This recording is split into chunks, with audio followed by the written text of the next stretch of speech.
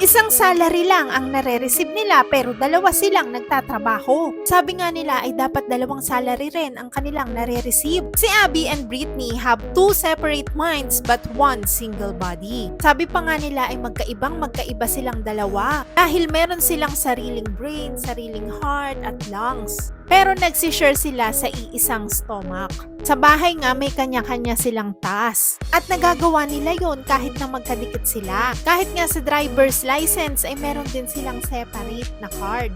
At 2 separate tuition fees din ang kanilang binabayaran. At nakatapos nga sila ng bachelor's degree at ayun na nga nagtuturo na sila. Pero isang salary lang ang kanilang nare-receive at ang laki-laki ng mga taxes na binabayaran nila. Sabi pa nga nila na kapag nasa school sila ay may different tasks din sila. Kung yung isa ay nagtuturo, yung isa naman nagbabantay sa mga estudyante. Kaya dapat separate din sila ng sahod.